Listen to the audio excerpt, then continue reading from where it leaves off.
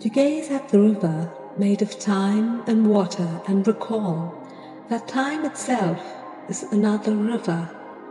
To know we cease to be just like the river, and that our faces pass away just like the water.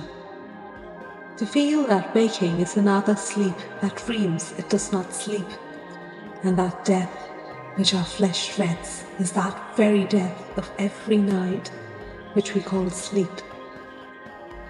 To see in the day or in the year a symbol of mankind's days and of his years, to transform the outrage of the years into a music, a rumor and a symbol. To see in death the sleep and in the sunset the sad gold of which is poetry immortal and a pauper.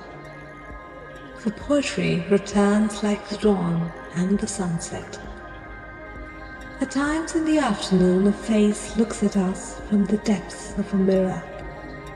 Art must be like that mirror that reveals to us this face of ours. They tell how Ulysses, glutted with wonders, wept with love to descry his Ithaca, humble and green. Art is that Ithaca of green eternity, not of wonders. It is also an endless river that passes and remains, a mirror for one same inconstant Heraclitus, who is the same in another, like an endless river. Going home, he came home, said nothing. It was clear, though, that something had gone wrong. He lay down fully dressed, pulled the blanket over his head, tucked up his knees. He's nearly 40, but not at the moment. He exists just as he did inside his mother's womb, clad in 7 walls of skin in sheltered darkness. Tomorrow he'll give a lecture on homeostasis and megagalactic cosmonautics. For now, though, he's curled up and gone to sleep. With a green scarf I blindfolded the eyes of the tree and asked them a question.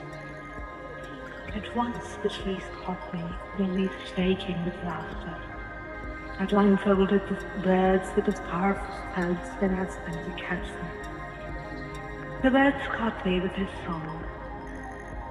Then with a smile I blindfolded my sorrow, and the day after it caught me with a lust. I blindfolded the sun with my nights and asked the sun to catch me. I know where you are, the sun says, just behind that time. Don't bother to hide any longer. Don't bother to hide any longer, said all of them, as well as all feelings I tried to blindfold. The age demanded that we sing and cut away our tongue. The age demanded that we flow and hammered in the bung. The age demanded that we dance and jammed us into iron pants. And in the end, the age was handed the sort of shit that it demanded. I come and stand at every door, but no one hears my silent tread. I knock and yet remain unseen, for I am dead, for I am dead. I'm only 7, although I died in Hiroshima long ago. I'm 7 as I was then. When children die, they do not grow.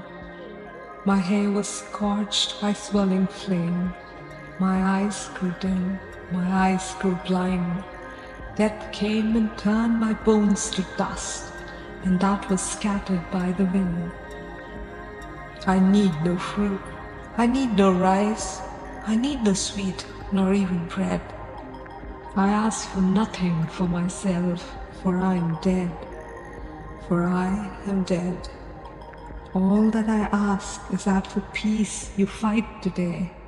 You fight today so the children of this world may live and grow and laugh and play. It's 1962, March 28th. I'm sitting by the window on the Prague-Berlin train. Night's falling. I never knew I liked night descending like a tired bird on smoky wet plain. I don't like comparing nightfall to a tired bird. I didn't know I loved the earth. Can someone who hasn't worked the earth love it? I've never worked the earth. It must be my only platonic love. And here I've loved rivers all this time, whether motionless like this they curl skirting the hills, European hills crowned with chateaus, or whether stretched out flat as far as the eyes can see. I know you can't wash in the same river even once. I know the river will bring new lights you'll never see.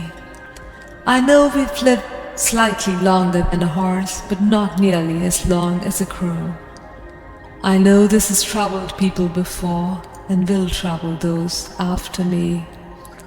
I know all this has been said 1,000 times before and will be said after me. I didn't know I loved the sky, cloudy or clear. The blue-walled Andreid studied on his back at Bordino. In prison, I translated both volumes of War and Peace into Turkish. I hear voices, not from the blue vault, but from the yard. The guards are beating someone again. I didn't know I loved trees. Bare beaches near Moscow and Perdelkino. They come upon me in winter, noble and modest. Beaches are Russian the way poplars are Turkish. The poplars of Izmir, losing their leaves, they call me the knife, lover like a young tree. I blow stately mansions sky high. In the Elgas woods in 1920, I tied an embroidered linen handkerchief to a pine bough for luck. I never knew I loved roads, even the asphalt kind. Whereas behind the wheel, you're driving from Moscow to Crimea, Kokotebele, formerly Göktepe in Turkish. The two of us inside a closed box. The world flows past on both sides, distant and mute. I was never so close to anyone in my life. Bandits stopped me on the red road between Bolu and Girde when I was 18. Apart from my life, I didn't have anything in the wagon they could take. And at 18, our lives are what we value least. I've written this somewhere before.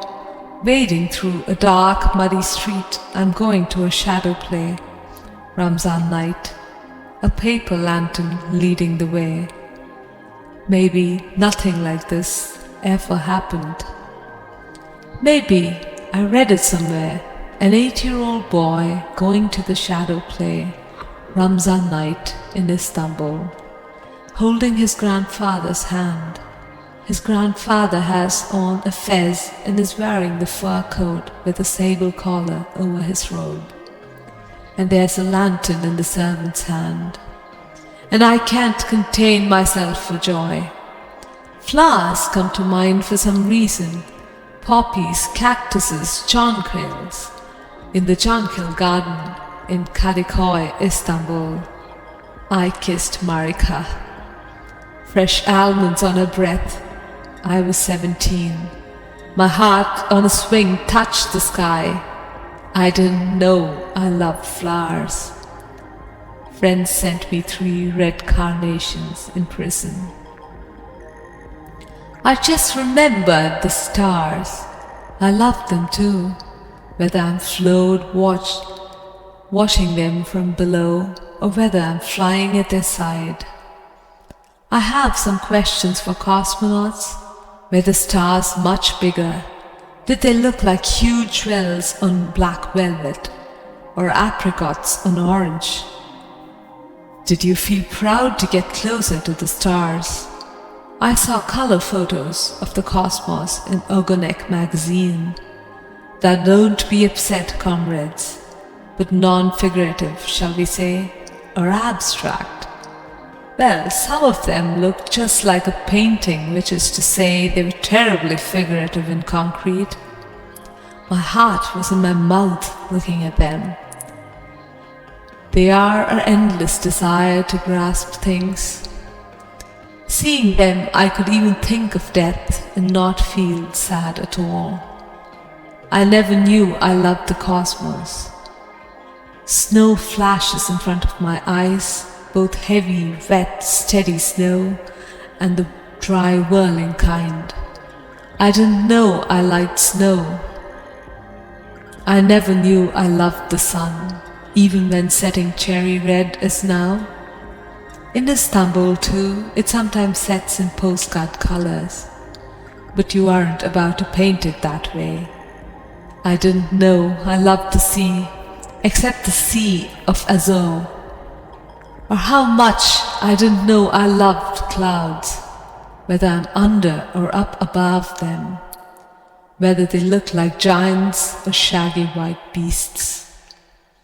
Moonlight, the falsest, the most languid, the most petit bourgeois, strikes me. I like it. I didn't know I liked rain, whether it falls like a fine net or splatters against the glass. My heart leaves me tangled up in a net and trapped inside a drop, and takes off for uncharted countries I didn't know I loved. Rain, but why did I suddenly discover all these passions sitting by the window on the Prague-Berlin train? Is it because I lit my 6th cigarette? One alone could kill me. Is it because I'm half dead thinking about someone back in Moscow? Her hair straw blonde, eyelashes blue. The train plunges on through the pitch black night. I never knew I liked the night pitch black. Sparks fly from the engine. I didn't know I loved sparks. I didn't know I loved so many things, and I had to wait until 60 to find it out, sitting by the window on the Prague-Berlin train, watching the world disappear as if on a journey of no return. The quality of mercy is not strained. It dropped as gentle rain from heaven upon the place beneath. It is twice blessed. It blesseth him that gives, and him that takes. It's mightiest in the mightiest. It becomes the throned monarch, better than his crown. His scepter shows the force of temporal power, the attributes to awe and majesty wherein doth sit the dread and fear of kings. But mercy is above the sceptred sway. It is enthroned in the hearts of kings. It's an attribute to God himself. An earthly power that then show like as God's when mercy seasons justice. Therefore, Jew, though justice be thy plea, consider this, that in the course of justice none of us should see salvation. We do pray for mercy, and that same prayer that teaches all to render the deeds of mercy. I have spoke thus much to mitigate the justice of thy plea, which if thou follow, the strict code of Venice must needs give sentence against the merchant there. I'm one of the monkeys that got typing in a room full of monkeys. It's a play Shakespeare wrote back in the old days. They want us to write again. So if we're writing a play we never read. They keep inviting strangers to watch us, and the strangers say, they wrote to be or nutty to be. They stay too long if we write something exciting, but the bananas flow like wine. We know it's a crazy, morbid, ranting play, a stew full of murder and love. but with a noble feel. Shocked, I see hack monkeys come and monkeys go. One keeper killed my father. What should I do? I'm watching him. My teeth are as sharp as steel. Griffin calls to come and kiss him goodnight. I yell, okay. Finish something I'm doing, then something else. Walk slowly round the corner to my son's room. He's standing, arms outstretched, waiting for a bear hug, grinning. Why do I give my emotion an animal's name? Give it that dark squeeze of depth. This is the hug which collects all his small bones and his warm neck against me. The thin, tough body under the pajamas locked to me like a magnet of blood. How long was he standing there like that before I came? Cancer cells are those which have forgotten how to die, nurse Royal Marston Hospital. They have forgotten how to die and so extend their killing life. I and my tumor dearly fight. Let us hope a double death is out. I need to see my tumor dead, a tumor which forgets to die but plans to murder me instead. But I remember how to die, though all my witnesses are dead. But I remember what they said of tumors which would render them as blind and dumb as they had been before the birth of that disease which brought the tumor into play. The black cells will dry up and die, or sing with joy and have their way. They breathe so quietly night and day. You never know, they never say. I know the place. It is true. Everything we do corrects the space between death and me and you. Two sides of war. All wars are planned by older men in council rooms apart, who call for greater armament and map the battle chart. But out along the shattered field where golden dreams turn grey, how very young the faces were, where the dead men lay. Portly and solemn in their pride, the elders cast their vote for this or that, or something else that sounds the martial note. But where their sightless eyes stare out beyond life's vanished toys, I've noticed nearly all the dead were hardly more than boys. Yet white is best described by grey, bird by stone, sunflowers in December. Love poems of old were descriptions of the flesh, describe this and that, for instance, eyelashes. And yet red should be described by grey, the sun by rain, poppies in November, lips by night. The most tangible description of bread is in the description of hunger. In it is the damp, porous core, the warm interior. Sunflowers at night, the breast, belly ties of Cybele. A spring-clear, transparent description of water is a description of thirst. Ashes, desert, it produces a mirage. Clouds and trees move into the mirror. Lack, hunger, absence of flesh is a description of love, is a modern love poem. Boy, yar, they sure call me some good names of late. Example, opportunist, dangerous. Example, full of hate, self-aggrandizing, Satan, self-loathing and shrill, the type it would clean up the planet to kill. I just remember my own good name still. Damn, brother, you saw what they did to my face? Poked out my eyes, knocked teeth out of place, stuck a dog's body under, hung same from a hook, wrote what all on my forehead, wrote bastard, wrote crook. I just recall how my face used to look. Now misters and sisters, they've come for my voice. If the cat got my tongue, look who would rejoice. Muftis, politicos, my own people, hacks. Still, nameless and faceless or not, here is my choice. Not to shut up, to sing on in spite of attacks, to sing while my dreams are being murdered by facts. Praises of butterflies broken in wax. चलो एक बार फिर से अजनबी बन जाए हम दोनों, न मैं तुमसे कोई उम्मीद रखूं दिल नवाजी की, न तुम मेरी तरफ देखो गलत अंदाज नजरों से, न मेरे दिल की धड़कन लड़खड़ाए मेरी बातों में, न ज़ाहिर हो तुम्हारी कश्मकश का राज नजरों से।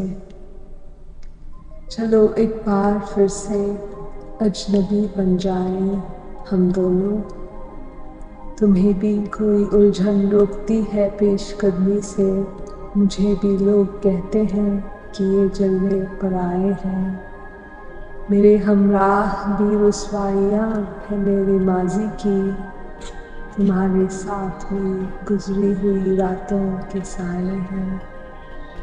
तारुफ लोग हो जाए तो उसको भूलना बेहतर, ताल्लुक बोझ बन जाए तो उसको छोड़ना अच्छा, वो अफसाना जिसे अंजाम तक लाना न हो मुमकिन, उसे एक खूबसूरत मोड़ देकर छोड़ना अच्छा। चलो एक बार फिर से अजनबी बन जाए हम दोनों, चलो एक बार फिर से अजनबी बन जाए हम दोनों, न मैं तुमसे कोई उम्मीद रखूं दिल नवाजी की, न तुम मेरी तरफ देखो गलत अंदाज नजरों से, न मेरे दिल की धड़कन लड़खड़ाए मेरी बातों में, न ज़ाहिर हो तुम्हारी कश्मकश का राज नजरों से। चलो एक बार फिर से अजनबी बन जाए हम दोनों, तुम्हें भी कोई उलझन रोकती है पेशकदमी से, मुझे भी लोग कहते हैं कि ये जलवे पर आए हैं, मेरे हमराह भी रुसवाइयाँ है मेरी माजी की, तुम्हारे साथ में गुजरी हुई रातों के साए हैं। तारुफ लोग हो जाए तो उसको भूलना बेहतर, ताल्लुक बोझ बन जाए तो उसको छोड़ना अच्छा, वो अफसाना जिसे अंजाम तक लाना न हो मुमकिन, उसे एक खूबसूरत मोड़ देकर छोड़ना अच्छा। चलो एक बार फिर से अजनबी बन जाए हम दोनों।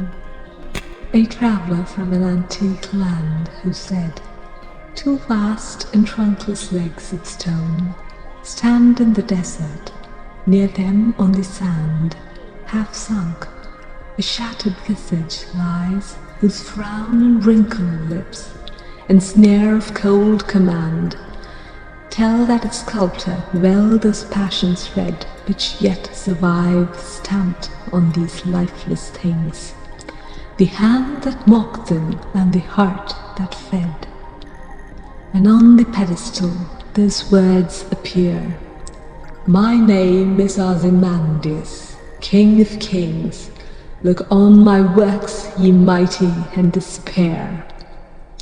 Nothing besides remains round the decay of that colossal wreck, boundless and bare.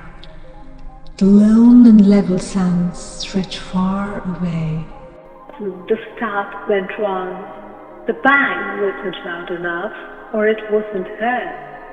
The competitors, sent back again and again to their places, became so nervous that they began to brawl, covered themselves with ashes, broke their legs to stand into the spectators' eyes. The track the whole stadium was often covered with blood. The start went wrong so many times. Once, a man with a starting gun, out of fear of the imminent disaster, fired not into the air, but through his own head. As though by a miracle this time, all the runners won. The death of the shotman was hardly noticed. Ever since, tradition demands whoever signals to start puts the weapon to his forehead. The instrument that brought so many gold medals has landed up with me. Already the runners rest their left knee on the chalk line. His eyes have run on far ahead. Their nostrils quiver. All they're waiting for is the bang. It is all up to me. Thank you, note. I also march to those I don't love. Relief as I agree that someone else needs them more. The happiness that I'm not the wolf to their sheep. The peace I feel with them, the freedom. Love can neither give nor take that. I don't make for them, as in window to door and back. Almost as patient as a sundial, I understand what love can't, and forgive as love never would. From a rendezvous to a letter is just a few days or weeks, not an eternity. Trips with them always go smoothly, concerts are heard, cathedrals visited, scenery is seen, and when 7 hills and rivers come between us, the hills and rivers can be found on any map. They deserve the credit if I live in 3 dimensions, in non-lyrical and non-rhetorical space with genuine shifting horizon. They themselves don't realize how much they hold in their empty hands. I don't know them a thing would be love's answer to this open question. So, you want to be a writer. If it doesn't come bursting out of you in spite of everything, don't do it. Unless it comes unasked out of your heart and your mind and your mouth and your gut, don't do it. If you have to sit for hours staring at your computer screen or hunched over your typewriter, searching for words, don't do it. If you're doing it for money or fame, don't do it. If you're doing it because you want women in your bed, don't do it. If you have to sit there and rewrite it again and again, don't do it. If it's hard work just thinking about doing it, don't do it. If you're trying to write like somebody else, forget about it. If you have to wait for it to roll out of you, then wait patiently. If it never does roll out of you, do something else. If you first have to read it to your wife or your girlfriend or your boyfriend or your parents or to anybody at all, you are not ready. Don't be like so many writers. Don't be like so many thousands of people who call themselves writers. Don't be dull and boring and pretentious. Don't be consumed with self-love. The libraries of the world have yawned themselves to sleep over your kind. Don't add to that. Don't do it. Unless it comes out of your soul like a rocket. Unless being still would drive you to madness or suicide or murder. Don't do it. Unless the sun inside you is burning your gut, don't do it. When it's truly time, and if you have been chosen, it will do it by itself and it will keep doing it until you die or it dies in you. There is no other way. There never was.